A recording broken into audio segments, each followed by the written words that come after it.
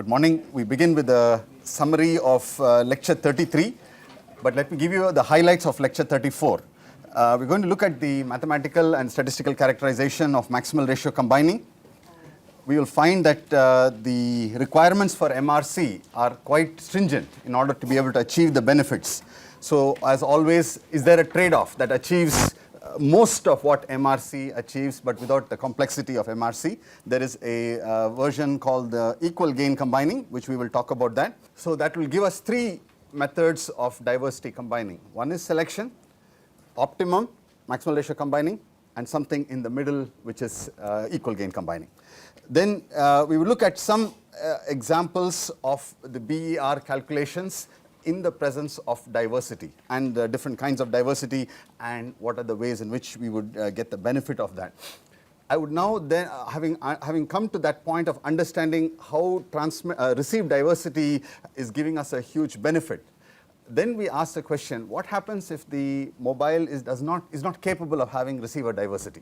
Then comes the whole notion of transmit diversity. Yesterday we talked about one example of transmit diversity, but in 1998 there was a very famous discovery called the Alamuti code, which said that you could get very good performance from transmit diversity, and we would like to study that.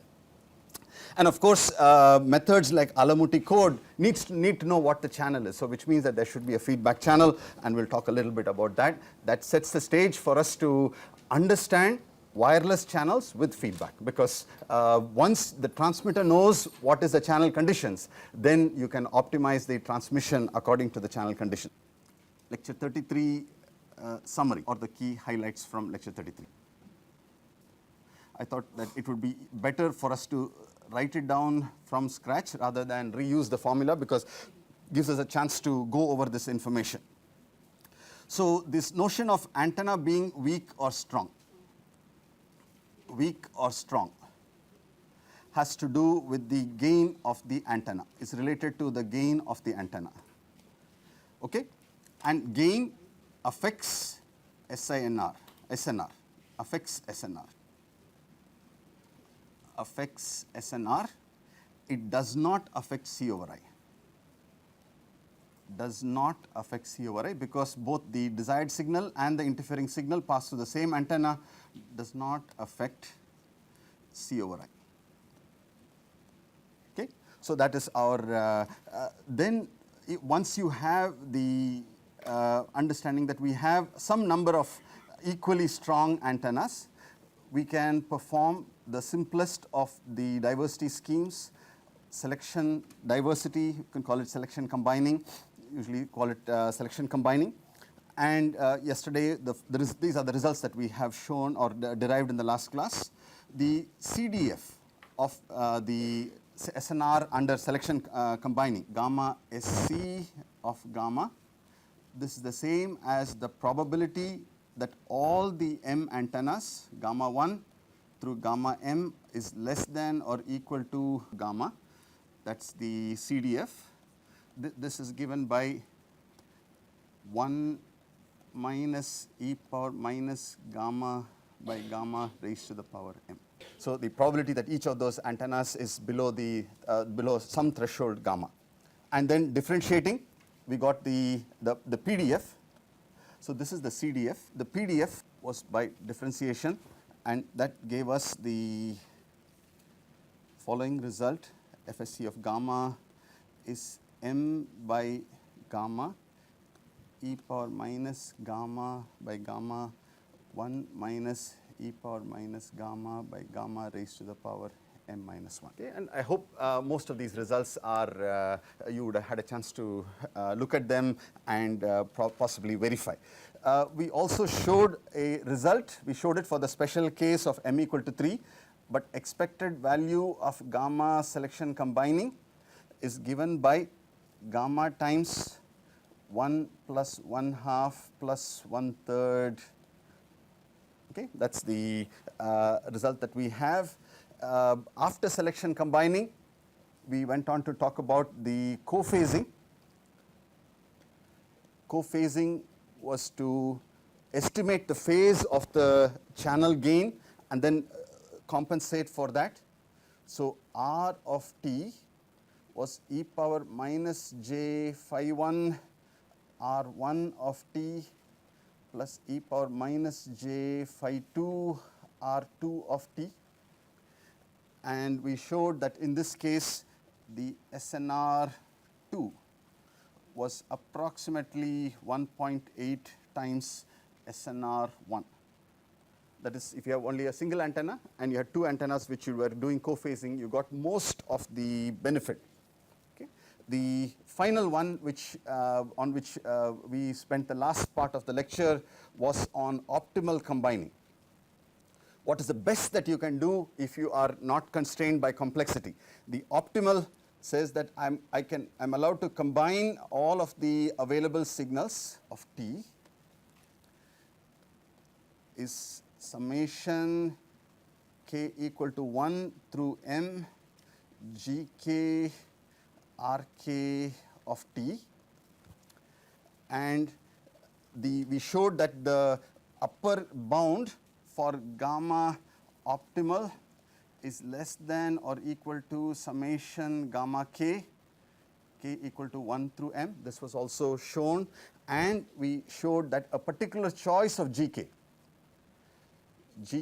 being equal to zk conjugate divided by the noise noise variance on that particular branch, nk whole squared. The first n says it's noise, k is the kth antenna, that is, and under this assumption we get the maximal ratio combining, which is equal to summation k equal to 1 through m gamma k. So maximal ratio combining is the best that we can do in the context of antenna diversity.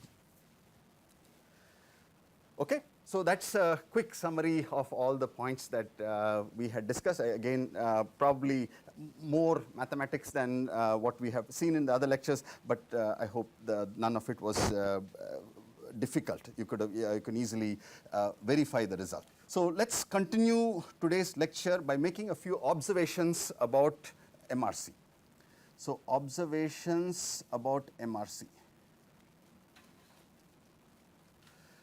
What are the things that I need to know for MRC, and what is it that makes it difficult or complex for us to do?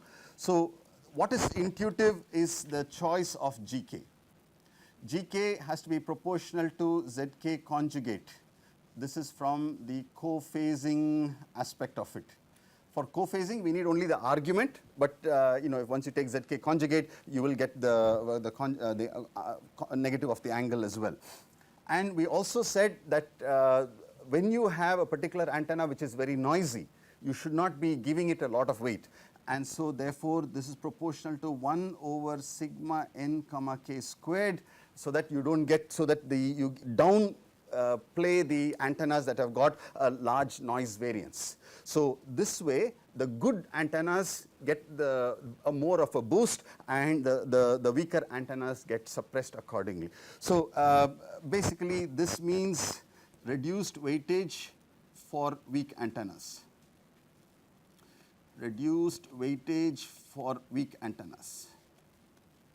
Okay, so maximal ratio combining is our optimal method.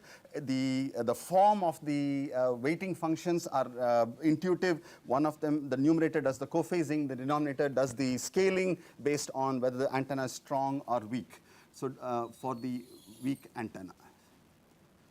Okay, so the important thing that we have to keep in mind is that we need estimates of ZKs and sigma NKs. Okay, this is something that we need.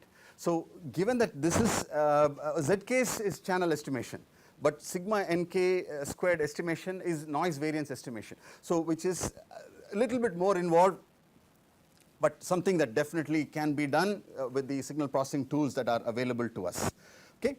The other aspect that we want to maybe observe is that when all of the antennas are of equal strength, if you have all equal strength antennas, that when you say equal strength, I equal average SNR, equal strength antennas then the result gamma MRC bar, average value, will be equal to m times gamma, right, gamma bar.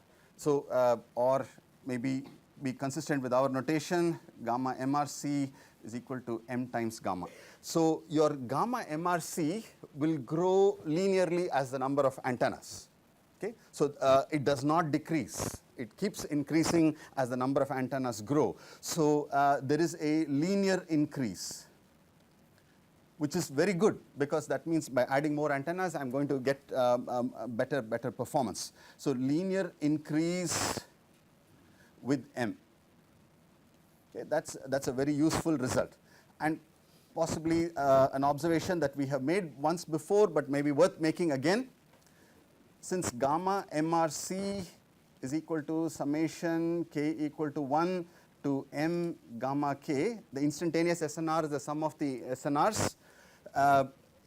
This, even if all gamma k's are below threshold, even if gamma k less than gamma threshold for all values of k, all the antennas are in a fade, it is possible that gamma MRC is greater than gamma threshold, or in other words, if you have added enough number of weak antennas, you can still make a reasonable detection of the signal that has been transmitted. So again, that's another useful result, which says that we can get the benefit of the antennas in a very effective manner. Okay, I would like to move on to understanding the statistical characterization of MRC. If you have your notes with you, please refer to lecture number 22. When we talked about the moment generating functions, we did actually talk about maximal ratio combining. Statistical characterization. Okay, that was the first time we said there is something called optimal combining, and gamma MRC will be equal to the sum of the SNRs, and we showed how the moment generating function can be used to get the moment generating the expressions for the PDF of the SNR. But today's thing is actually revisiting it so that we can develop it. So, statistical characterization. Please refer lecture 22 when we talked about the moment generating functions, also lecture 23. Lecture 23, this material, some of it you will see was found there. So, gamma, the moment generating function psi of gamma k of s in Rayleigh fading was given by 1 minus s gamma. Okay, and we said that gamma MRC is equal to gamma 1 plus gamma 2 plus gamma m. At that time when we did it, we didn't have proof, but now we have the proof of this. So, the moment generating function of gamma MRC of s, which is nothing but the expected value of e power s times gamma MRC. Okay, please substitute once and show that this comes out to be, because each of these are independent, it comes out to be k is equal to 1 through m psi gamma k of s, and if all of them have got a similar average SNR, it comes out to be 1 minus gamma s raised to the power m. Sorry, it's uppercase m. Okay. So, now how do I get the PDF of gamma MRC? Inverse Laplace transform. Okay. Now, I am not sure if inverse Laplace transform of this function is easy. Maybe you know some closed form expressions, but there are obviously many ways to solve a particular problem. I would like to take a slightly different route. If you go back and look at the expression that we have for gamma k we said is basically is equal to v squared. This is equal to x squared plus y squared. Okay, this is the background. Okay, basically there's a real part and imaginary part. I have taken the magnitude squared, and that becomes the that's what is related to the SNR. So this we said was a chi-square distribution. Chi-square distribution because x and y are 0 mean this is actually a central chi-square with 2 degrees of freedom. M is equal to 2 degrees of freedom. Okay? All right. So now if I want to write down for MRC, it is still a central chi-square, but now I have done gamma 1 plus gamma 2 up to gamma m. So instead of 2 degrees of freedom, I have 2m degrees of freedom. So it's a central chi-square distribution with 2m degrees of freedom, DOF. Okay? And Proekis gives you the expression for the PDF of, so refer Proekis Digital Communications chapter 2 for the PDF. For the PDF of central chi-square of this variable. Okay? And please do verify that the following result is something that you obtain. You have to basically make sure that you use the correct variables and others. F of gamma MRC of gamma is equal to gamma power m minus 1 e power minus gamma by gamma divided by gamma power m minus 1 factorial, where gamma greater than or equal to 0, expected value of gamma MRC, the chi-square random variable with 2m degrees of freedom, is given by m times gamma, where gamma is the is the average expected value of the random variable with 2 degrees of freedom. This can also be written as 2 times sigma squared, that is m into 2 times sigma squared into ES by n naught. So if the average SNR gamma is given by ES by n naught, and the variance of the chi-square random variable is 2 sigma squared. We assume 2 sigma squared equal to 1 in the general case, but if you wanted to capture the presence of the 2 sigma squared, that's quite all right. So this is the expression for gamma, and this is the, so this is what you would be able to verify from Proekis. Okay. Now what I would like to do is ask you to verify that this is indeed the, so basically these two must be related, correct?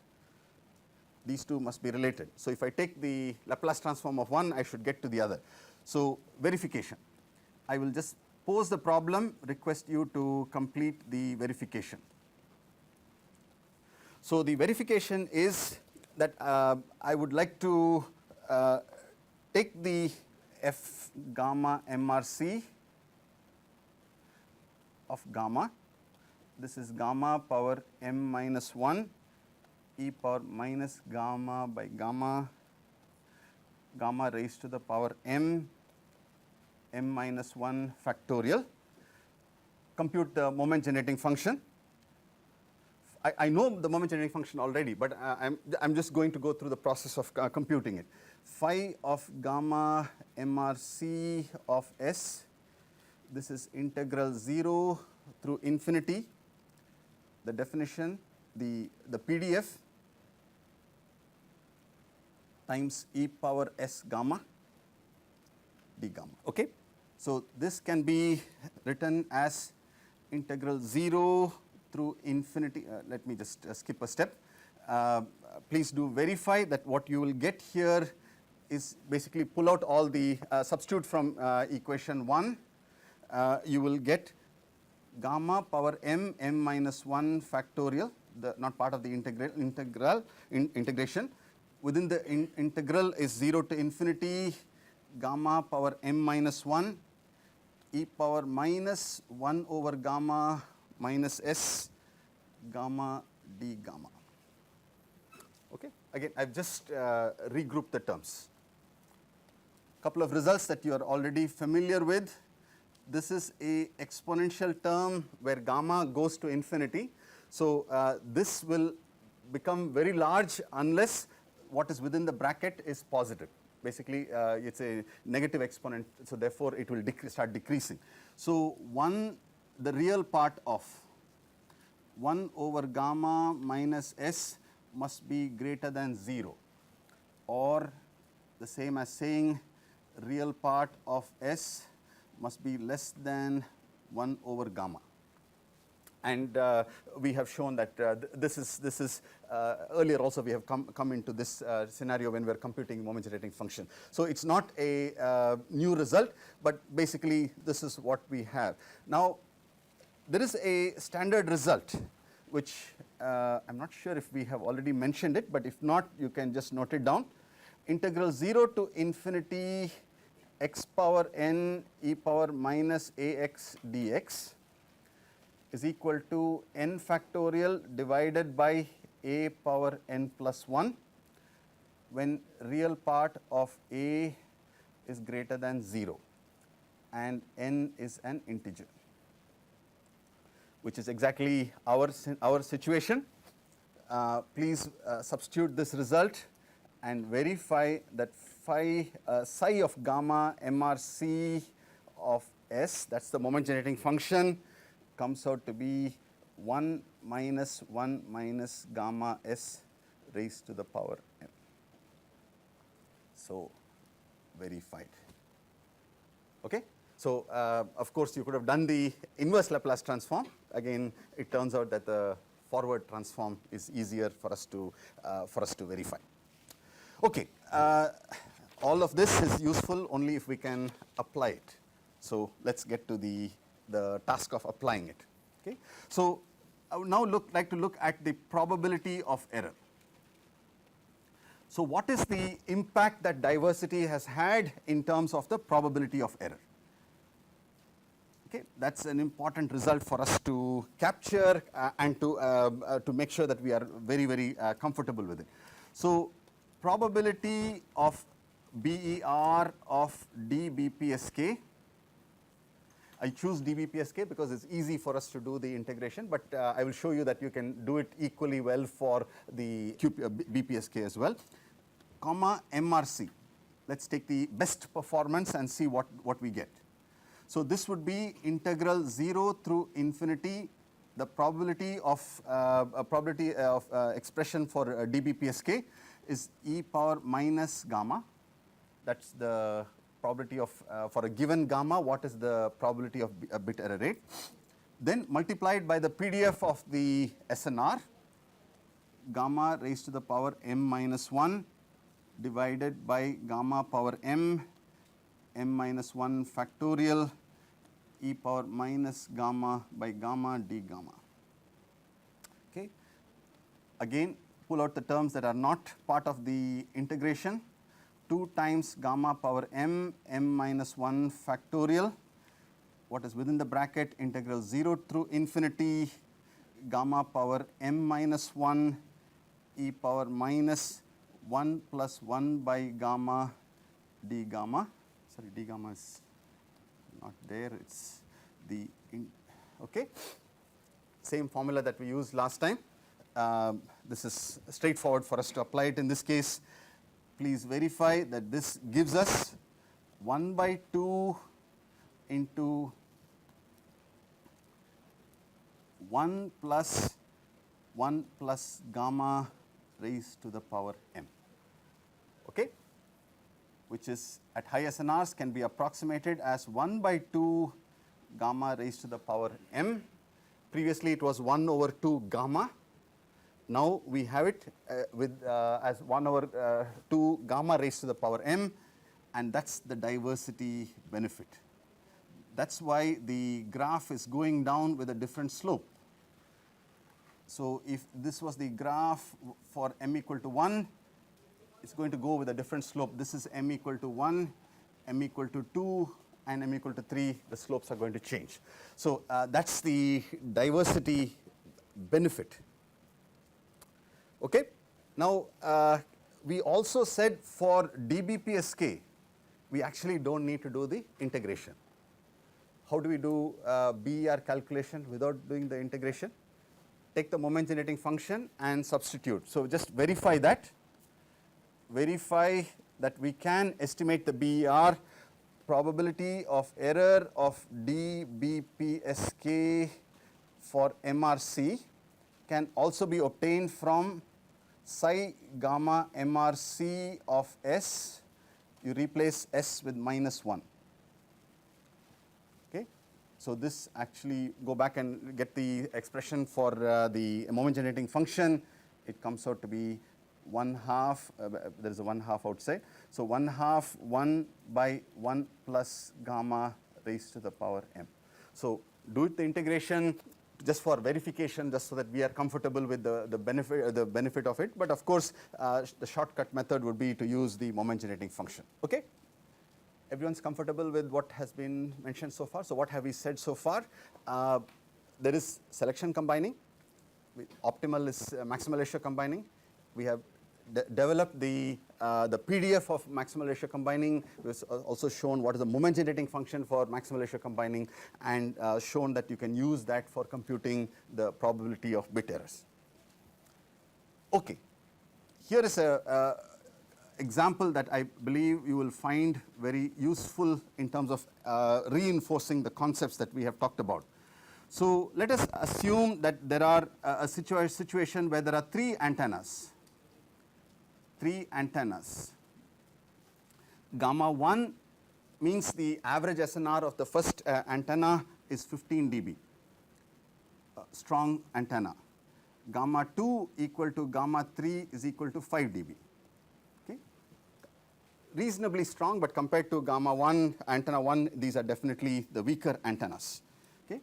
So if I had only one antenna, so basically if only antenna 1 was present, probability of error of dBPSK, this would have been 1/2 of 1 minus S gamma 1 I should substitute, with S equal to -1, that would have been 1/2 of 1 plus gamma 1. Okay. This, if you verify, basically convert 15 dB to linear scale and then do the conversion, this comes out to be 0.015. That's the bit error rate that you would expect in fading with an average antenna of average SNR of 15 dB. Okay, not a very good performance, even though this is this. Okay, now if you were to combine it with the other two antennas, probability of error of dBPSK with MRC. Now, how do we do that? Because these are antennas with different SNRs, but no problem. Gamma MRC is gamma 1 plus gamma 2 plus gamma 3. So moment generating function will be the product of the moment generating functions. So this is going to be 1/2 of 1 by 1 plus gamma 1, 1 over 1 plus gamma 2, 1 over 1 plus gamma 3, or I can write this as 1 plus 1 over gamma 2 whole squared, because those two are of the same value. And go ahead and substitute, and you can verify that this is actually 8.9 into 10 power minus 4. Okay?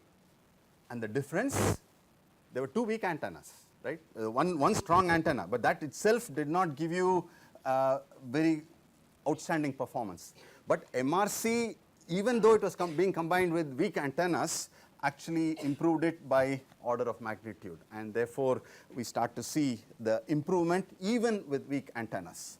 So improvement even with weak antennas because of the power of MRC, even with weak antennas. Okay, weak antennas. Okay, that's important point for you to keep in mind, and always keep sure that you're. One of the things that we said as the benefit of the moment generating function was the following. We said that once you have PDF and you know its moment generating function, then it's easy for us to develop the bit error rate expressions. So I'm going to look at a case where I have a combination of an antenna that is seeing Nakagami M fading and another antenna that is seeing Raysian fading. Okay? Two different antennas, and I want you to get a feel for which is bad, which is better. Given a choice between Nakagami M and Raysian, which would you take? First of all, you'll ask for the M value. If it is M equal to 1, no difference, both are the same, so that's the thing. Okay, but first, with Nakagami M fading. Nakagami M fading,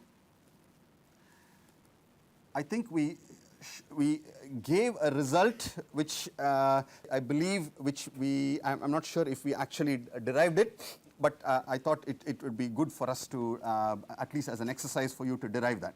So under Nakagami M fading, the SNR expression is given. This is given by M by omega raised to the power m gamma power m minus 1 divided by gamma of m e power minus gamma m divided by omega.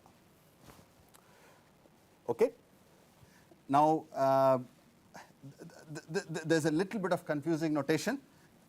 This is a gamma function, not SNR. So, gamma function. So, if m is an integer, then we can get rid of the gamma function, because for integers gamma of m is equal to m minus 1 factorial if m is integer. So, we will look at the case where m is an integer. So, therefore, we can simplify that. Okay. And we to avoid confusion, we used this notation. Omega is equal to expected value of v squared. If this gamma function is removed, we can replace it with our gamma, which is the standard form. So, once you have this, you can please verify that f gamma of gamma is given by m raised to the power m divided by m minus 1 factorial gamma power m minus 1 divided by gamma power m e power minus m gamma by gamma. Okay. I think we gave the Nakagami M fading in two forms, one with the envelope, given the expression in the form of the envelope. So, if it is in the form of fv of v, how do we go to f gamma of gamma? Basically, take a random variable w is equal to v squared, do the transformation, and then make sure that you are able to get the result. So, please go through that transformation of variables to make sure that we are getting this. So, now to get the expression for the Nakagami M, the moment generating function f gamma of s, this is integral 0 to infinity f gamma of gamma e power s gamma d gamma. Okay. Now, substitute and verify that you get something of this form. For the third time in today's lecture, it's a form that you will recognize immediately. M minus 1 factorial gamma raised to the power m integral 0 to infinity gamma power m minus 1 e power minus gamma m by gamma minus s d gamma. Again, it's in the form of a standard integral, which you can verify, and this comes out to be 1 by 1 minus gamma s divided by m raised to the power m. So, this is the moment generating function of an antenna with Nakagami M fading. Okay. And it's useful for us because the example that we are going to be looking at has one antenna which has got Nakagami M fading. Okay. Everybody is okay with this result? Let me just move on to the example. Example, there's two antennas. I want to do optimal combining, so it's two branch maximal ratio combining. First branch has Nakagami M fading,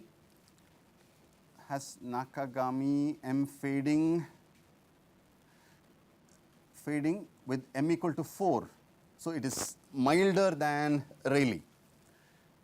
gamma 1 equal to 12 dB SNR, M equal to 4, and the second branch has got Rayleigh fading with gamma 2 equal to 12 dB.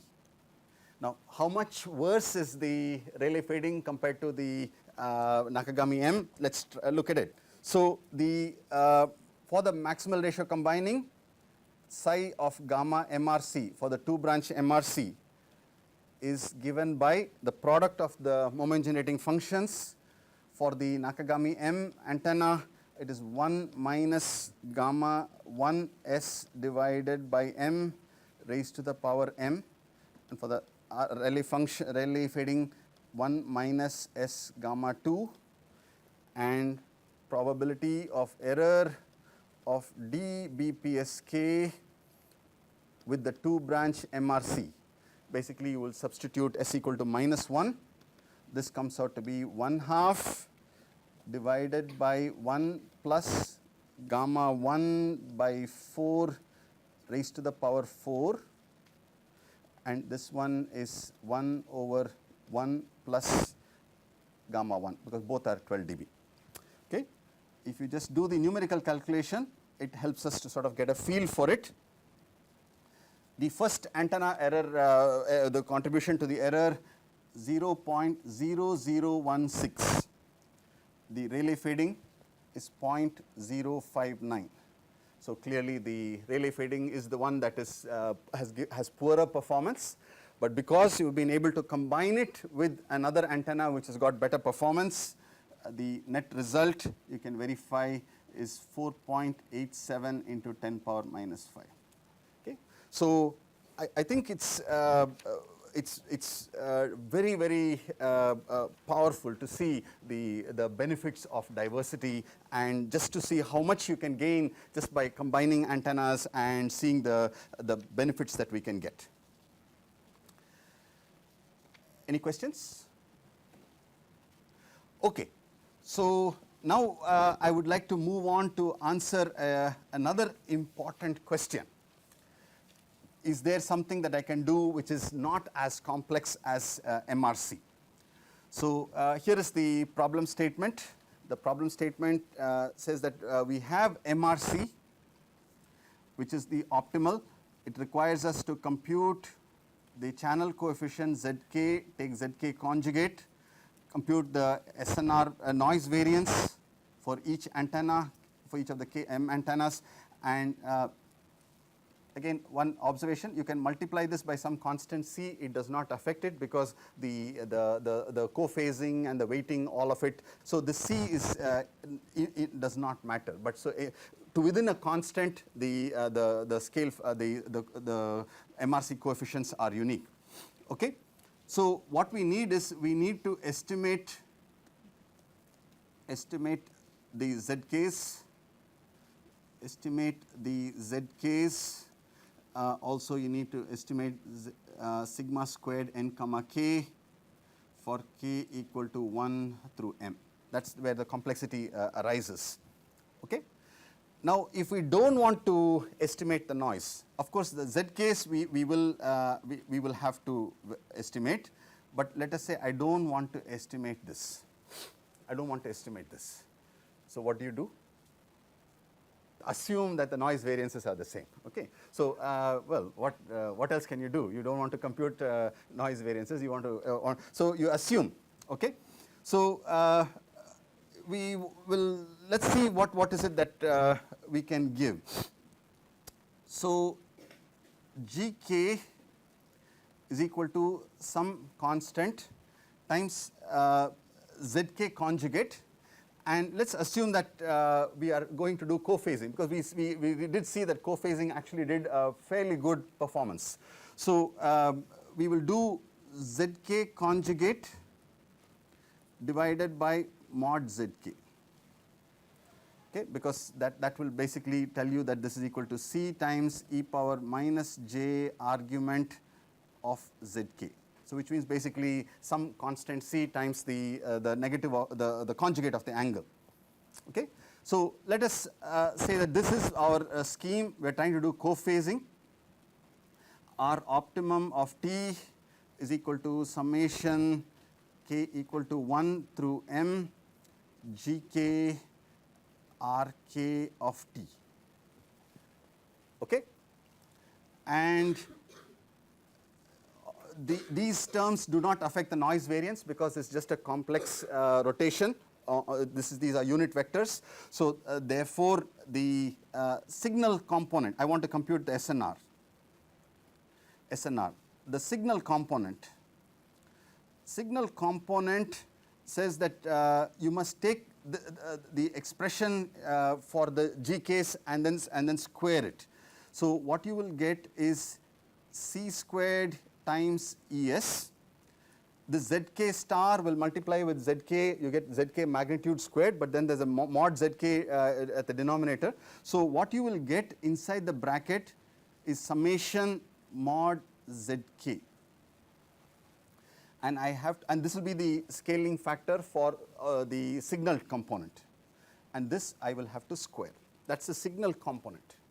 This is different from the earlier case where we were getting mod ZK squared inside the summation. But now it's only mod ZK because of the way that we have written it. Okay? So the noise component can also be obtained as follows. It will be summation k equal to 1 through m sigma n comma k squared, whatever was the original noise component, multiplied by mod zk. One second, I'll just make sure. It should be mod gk squared. Sorry, let me just get this correct. Mod gk squared, but that will be equal to c squared. That's all. So what this comes out to be is c squared times summation k equal to 1 through m sigma n comma k whole square. Okay? Now assuming that all of the antennas are equally or have the same noise variance, this will be equal to m times c squared times sigma n squared. Okay, assuming assuming same noise variance. Okay, last step and some interesting results that will come out. Okay, so now SNR will be the ratio of these two terms. The c squared term goes away. What you will get is ES by m sigma n squared summation k equal to 1 through m mod zk whole square. Okay? Now please note what is gamma k. Gamma k is mod zk whole squared times ES by n naught, or ES by sigma n squared. I'll just write it so that we don't confuse, by sigma n squared. Okay. So now I want to incorporate the gamma k's into this expression. So this gamma combining that I have done, let me call it as opt bar. It is not optimal, it is some suboptimal scheme, is equal to 1 over m summation k equal to 1 through m square root of gamma k whole squared. So basically you take this ES by sigma n squared into the squares term, and then what you will find is that you can write it in the following form. Okay? So basically what we find is that this is the expression. So let's not call it optimum anymore. What did we do? All the GKs were some constant times ZK star divided by mod ZK. So basically all of the antennas got a weighting which was equal to 1, magnitude equal to 1. So magnitude of GK equal to 1 for all K equal to C. So basically so this is why this particular method of combining, instead of calling it co-phasing, we call it equal gain combining. All of them have got the same magnitude but different phases, just to do the co-phasing. So, equal gain combining. So, gamma EGC is equal to 1 over m summation k equal to 1 through m square root of gamma k whole squared. Okay? And if you remember, for the case that m equal to 2, we actually did compute the expected value of gamma EGC for the co-phasing, for the 2 branch co-phasing. We showed that this is equal to gamma into 1 plus pi by 4. Okay. In Molish, we have the general result. If I have m antennas, expected value of gamma EGC is given by gamma into 1 plus m minus 1 pi by 4. Okay? And maybe it's a good exercise for you to verify the following result. Gamma MRC is greater than gamma EGC greater than gamma selection combining. Okay? The corresponding expressions, summation gamma k. This is 1 over m summation square root of gamma k whole squared, and the last one will be gamma into 1 plus 1 half plus 1/3 dot dot dot. Okay. So, basically this is the final result that we have for diversity combining. Selection combining, the simplest of the methods. MRC, the best. Equal gain combining, which will give you most of the benefit and is equal to the optimal combining if the SNR, if the noise variances are all the same. So, in the absence of it, you make the assumption that all the noise variances are the same, and you will take a performance hit if they are not, and that's when. So, usually if you have all the noise variances to be the same, MRC and EGC will be the same. So, therefore, let us make it greater than or equal to, because under some scenarios these two will be very, very close and can also be actually equal to each other. Okay. So, hopefully you get a good view of the diversity schemes. The books by Goldsmith and Molish are very good for this. Please read the corresponding chapters, chapter 7 in Goldsmith and Molish. I will put it up in Moodle. So, we will end here and we will pick it up from here and continue in the next class. Thank you.